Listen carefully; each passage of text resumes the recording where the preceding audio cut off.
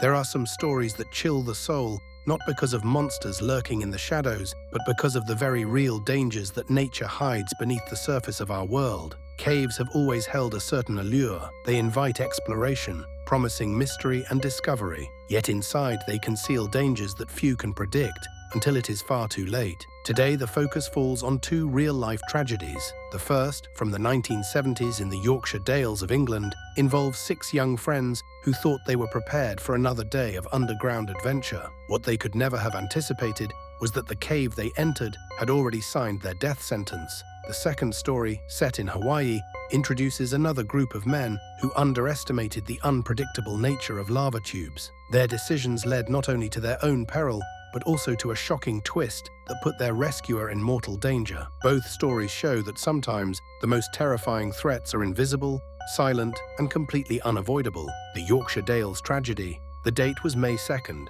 1976. Across the rolling hills of the Yorkshire Dales, the morning dawned bright and clear. The air was crisp, the sunlight generous, and conditions perfect for adventure. On that morning, 6 members of the Newcastle University Caving Club gathered their gear. For them, caving was not a reckless hobby. It was an obsession built on trust, teamwork, and experience. Among the group were Martin Blackburn, Brian Fox, and Donald Southern. These young men had explored countless caves together. They knew the physical strain, the claustrophobic passages, the bone-chilling water, yet every previous adventure had ended with laughter, stories, and a deeper bond between them. Their chosen destination was Langstroth Pot, a cave system near Upper Wharfdale. This wasn't just any cave. Langstroth was infamous, known for its dramatic vertical drops, rushing underground streams, and a series of water-filled passages called sumps. These features made it both challenging and irresistible to thrill seekers. The cave demanded courage and skill,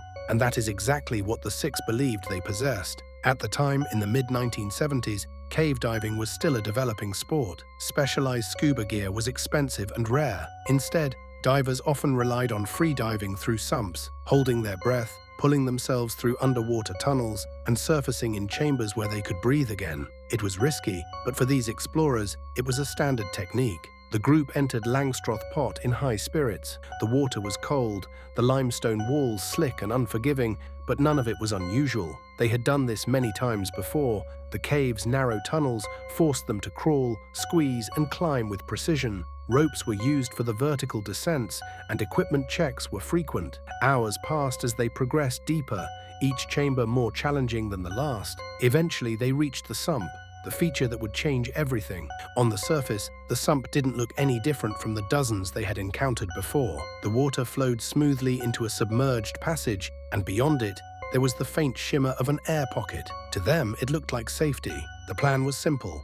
3 divers would go first, free diving through the short passage, surface in the chamber beyond, and then signal for the others to follow. It was a routine procedure they had executed many times. Martin Blackburn prepared first. He took several deep breaths, forcing oxygen into his bloodstream, then exhaled sharply to rid himself of carbon dioxide. With a final lungful of air, he ducked under the water and vanished into darkness. Moments later, Brian Fox followed, then Donald Southern. One by one, their headlamps disappeared into the submerged tunnel. From the perspective of the 3 who remained behind, everything seemed normal. Their friends had made it through and were surely waiting on the other side. There was no sound of panic, no hint of trouble.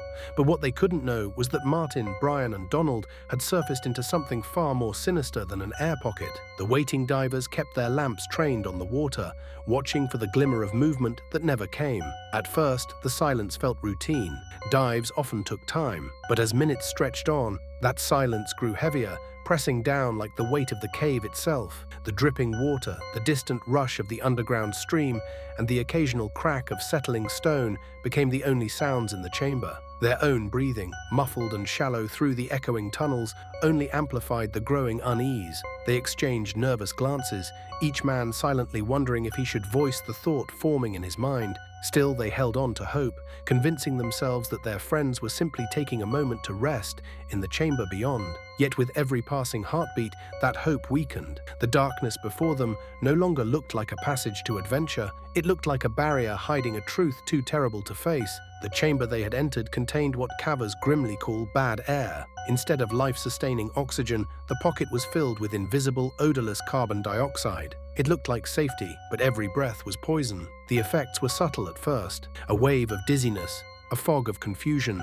a sluggishness in their limbs. After the strain of holding their breath underwater, it felt normal to gasp for air. But each breath only pushed more carbon dioxide into their lungs. Their vision blurred, their muscles weakened. Thought became impossible, and then, one by one, the young men slipped into unconsciousness. They didn't drown in the usual sense. They were quietly suffocated by the air they trusted to save them. Back at the sump entrance, their friends waited patiently. Cave exploration often involved long pauses, so at first there was no reason for alarm. Minutes stretched into hours. No shouts, no lights, no returning signals. Eventually, the waiting group realized something was terribly wrong. One of them was forced to make the agonizing decision to leave the cave and raise the alarm while the others stayed behind, clinging to fading hope. When rescue teams finally arrived, armed with specialized breathing gear, they discovered a chilling scene. The 3 missing divers were found floating peacefully in the chamber. No evidence of panic, no desperate claw marks or frantic attempts to escape, just the stillness of death, as if they had simply fallen asleep. Tests revealed the cruel truth. The air pocket had been toxic all along. Martin Blackburn, Brian Fox, and Donald Southern became casualties not of recklessness, but of a natural phenomenon impossible to detect without advanced equipment. They had done everything right by the standards of the day. They were skilled, careful, and experienced, yet they had stepped into a trap that no training could prepare them for. Today, their names are spoken with reverence in caving communities worldwide. Their tragedy serves as a haunting reminder that even the very air underground can betray you. The Captain's Trail Nightmare. Fast forward to September 11th, 2002. Thousands of miles away, another group prepared for what seemed like a routine outing. 3 hunters gathered in the pre-dawn darkness of Hawaii's rural fern forest subdivision. Their destination was the Captain's Trail, a winding route leading through dense jungle toward areas scarred by past volcanic eruptions. Hawaii's terrain is spectacular but unforgiving. Beneath the lush greenery lies a hidden world of lava tubes, tunnels carved when molten rock flowed beneath hardened surfaces during eruptions. These tubes can stretch for kilometers, twisting and branching in labyrinthine complexity. For the hunters,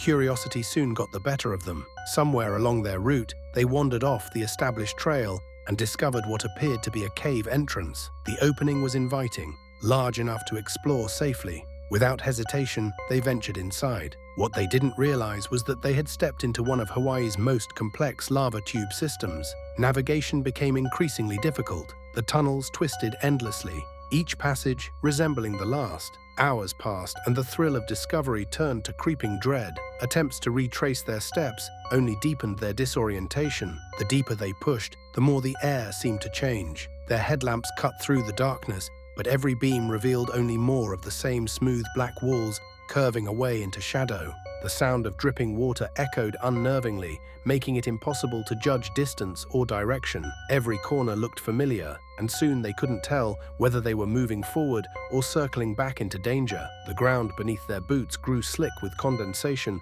forcing them to tread carefully. One wrong step felt like it could send them tumbling into unseen pits. Their voices, once filled with excitement, had grown tense and clipped, each word bouncing back at them in distorted echoes that made the tubes feel alive. Fatigue set in quickly, their bodies wearing down in the damp chill that clung to their skin. It became harder to ignore the sense that the walls themselves were closing in, squeezing out every trace of comfort. With each passing hour, the hunters realized the island wasn't just indifferent to their presence, it was actively working to keep them trapped inside its volcanic heart. By nightfall, their families grew anxious. The hunters were experienced, but Hawaii's terrain was known for its dangers. Calls were made to emergency services, and the Hawaii County Fire Department prepared for a search and rescue operation. Among those responding was Brent Matsuda, a 41-year-old firefighter with years of technical rescue training. Matsuda was no stranger to the island's unpredictable landscape. He knew time was critical, and he understood the dangers lurking in the volcanic terrain. The search began at first light on September 12th. Teams hacked their way through dense foliage, pushing through what locals called green tunnels, vegetation so thick it created the illusion of solid ground. It was in this environment that Matsuda's life took a catastrophic turn. As he worked his way through the thick brush, he stepped onto what appeared to be firm ground covered in ferns. In reality, it was a thin layer of vegetation suspended over a hidden void. The moment his weight shifted, the ground gave way. Matsuda plummeted nearly 100 feet into darkness, landing at the bottom of a massive lava tube. The fall left him gravely injured. Broken ribs made every breath agonizing. His spine had been damaged, raising the specter of paralysis. Internal injuries threatened his organs. Trapped deep underground, unable to move, Matsuda's survival now depended entirely on his team. Above ground, his colleagues heard his cry and recognized instantly what had happened. In Hawaii, falls into hidden lava tubes were tragically common. Rescue efforts shifted immediately. The priority was no longer just the missing hunters, but also saving one of their own. Extracting Matsuda was no simple task. The tube's smooth volcanic walls offered no footholds or anchors. The opening was narrow, barely wide enough for equipment. Rescuers had to lower themselves with ropes, secure Matsuda carefully to avoid worsening his injuries, and then haul him back up through the constricted passage. Every movement was excruciating for him, and every step carried risk for the rescuers. Meanwhile, other teams pressed forward in the hunt for the missing hunters. Guided by local knowledge and the newly revealed tube system, they searched for entrances that might connect underground. Hours dragged on, and then finally a faint sound offered hope.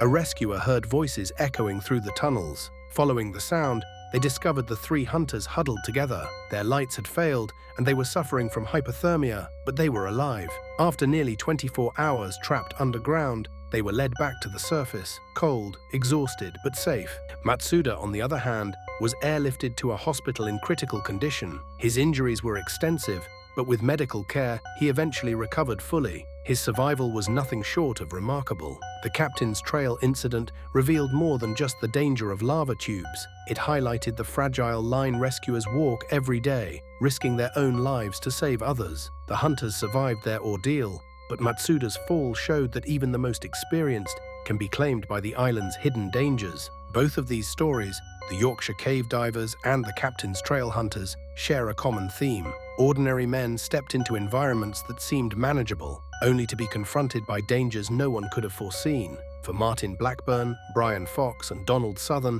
the air they trusted turned out to be poison. For Brent Matsuda, the ground he walked on concealed a deadly void. Nature does not care about preparation, experience, or courage. It operates on rules beyond human control, and sometimes those rules are unforgiving. These tragedies are reminders not just of the risks of exploration, but of the respect demanded by the natural world. For those who venture into caves, lava tubes, or any extreme environment, the lesson is clear. Unseen dangers are often the deadliest. The explorers of Yorkshire never knew they were breathing their last breaths. The hunters of Hawaii never realized their curiosity would nearly cost them their lives. And Brent Matsuda never expected that the ground beneath his feet would betray him so suddenly. Tragedies like these remind us of the thin line between adventure and catastrophe. They are cautionary tales carved into the history of exploration, urging all who follow to step carefully, breathe cautiously, and never underestimate the hidden dangers below the surface. If stories like these grip you,